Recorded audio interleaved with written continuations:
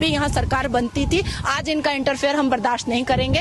लेकिन भारत में जो हमास का समर्थन कर रहे हैं उनको लेकर आप क्या कहना चाहेंगे, क्योंकि आपके लाखों फॉलोअर्स हैं, वो लोग कह रहे हैं कि भारत में हमास का जिस तरह से विरोध किया जा रहा है, मीडिया हमास को आतंकवादी दिखा रही है और बहुत से लोग हैं, थोड़ी मात्रा में नहीं है, जो हमास के साथ खड़े, उनको आप क्या कहना चाहेंगे? देखिए, मैं अपनी माँ से बहुत मोहब्बत करती हूँ और मेरी माँ का नाम है भारत।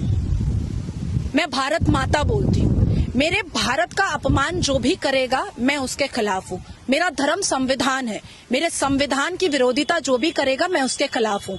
मैं मुसलमान हूँ, मैं ला इलाहा इल्लल्लाह मोहम्मदुर रसूलुल्लाह मैं पढ़ती हूँ, 5 वक्त नमाज पढ़ती हूँ, लाली बॉर्डर से बहुत दूर रहती हूँ, लेकिन जिहादियों के समर्थन में मैं कभी नहीं आ सकती। मुसलमान बलात्कारियों के समर्थन में मैं कभी नहीं आ सकती हूँ। मर्डरर के समर्थन में मैं कभी नहीं आ सकती हूँ। जो मुसलमान लव जिहाद करते हैं उनके समर्थन में मैं कभी नहीं आ सकती हूँ। जो औरंगजेब मंदिर तोड़ता है मैं उसके समर्थन में कभी नहीं आ सकती हूँ। एक सफेद बिल्डिंग है आगरा में जिसको शाहजहां ने प्रेम की निशानी बनाई थी। इतिहास के पन्नों को खोलिए, पता चलेगा कि ये जो जज्बे वाले कौम के जो शाहजहां बादशाह है ना, उन्होंने मुमताज की छोटी बहन, बड़ी बहन, चचेरी बहन, ममेरी बहन सबसे शादी कर डाली थी। तो ऐसा प्यार का चाहिए निशानी आपको, या भारतवासियों को चाहिए ऐसे प्यार की निशानी?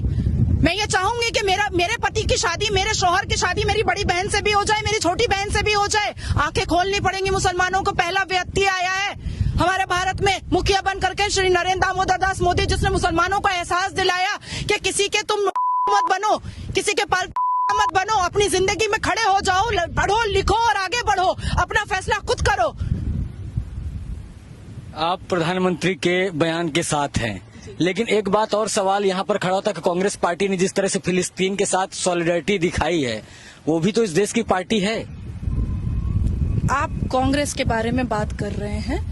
कुछ दिन पहले हमने देखा था कि किसान महिलाओं के साथ बैठ करके प्रियंका गांधी कह रही हैं कि हम लोग ब्राह्मण हैं और दही में मसाला बना करके हम लोग खाते हैं, प्याज अदरक लहसुन मिर्ची नहीं खाते हैं।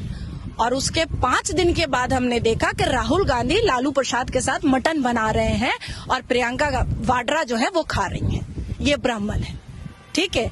न्यूज क्लिक, ठीक है। जिस चाइना का बोतल भी हम लोग लेना नहीं चाहते हैं प्लास्टिक का, आज राष्ट्रवाद बन करके जो पत्रकार घूमते थे, आज उनका जो सच है वो सब सामने आ गया। बाप बड़ा ना भैया, सबसे बड़ा रुपया, ठीक है। सब सच सामने आ गया।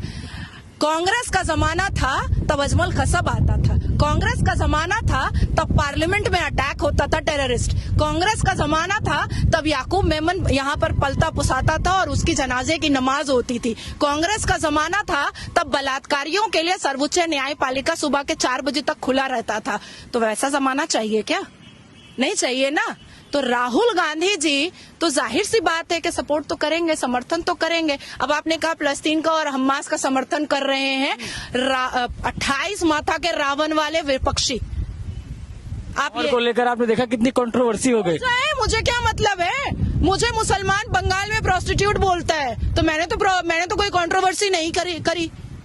मेरा क्या व्यक्तिगत कोई रिस्पेक्ट नहीं है क्या? और राहुल गांधी जी का बहुत रिस्पेक्ट है। ये ना भूले राहुल गांधी जी कि प्रियंका वाड्रा के हस्बैंड के पास जो सिक्योरिटी है ना, वो हमारे ही टैक्स के पैसे से है। वो है क्या? उसने देश के लिए क्या किया है? क्या किया है उसने देश के लिए? और आपने कहा कि विपक्षी क्यों साथ में खड़ा है फलस्तीन और हमास के? 1955 में जब सऊदी अरबिया का बादशाह आया था ना, तो मंदिरें ढक दी गई थी और ला इलाहा का बैनर लगाया गया था। अब समझ में आ गया कि विपक्षी क्यों है फलस्तीन और हमास के पक्ष में। देखिए, हर का एक वक्त आता है और अब वक्त आया है कि जिहादियों का सर्वनाश होना चाहिए। मैं एक बात आपको कह देती हूँ, जब बांसुरी वाले आपके कृष्ण भगवान ने महाभारत कर लिया, जब वनवास वाले राम भगवान ने रावण को खत्म कर दिया रुद्राक्ष के साथ, अब आप लोगों को भी अपने भगवान के लिए खड़ा होना पड़ेगा। इस हिंदू राष्ट्र के लिए खड़ा होना पड़ेगा। इस सनातन धर्म के लिए खड़ा होना पड़ेगा। भाई, मुगल का जमाना रहा, ठीक है, फिर गांधी परिवार रहा।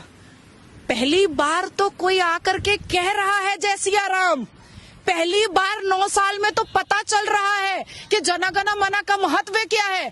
देखिए ठरके आजम बाबर आजम आया तो कैसा पूरा ग्राउंड का 13 लाख आदमी विश्व का सबसे बड़ा स्टेडियम में कैसे हमारा राष्ट्र संगीत सुनाया गया और गाया गया। कितना गर्व चौड़ा हुआ, हसीना गर्व से चौड़ा हुआ हमारा। समझ में आ रही है बात। पहली बार कोई कह रहा है कि जियो। मैं एक पर्सनल सवाल आपसे लेना चाहूंगा।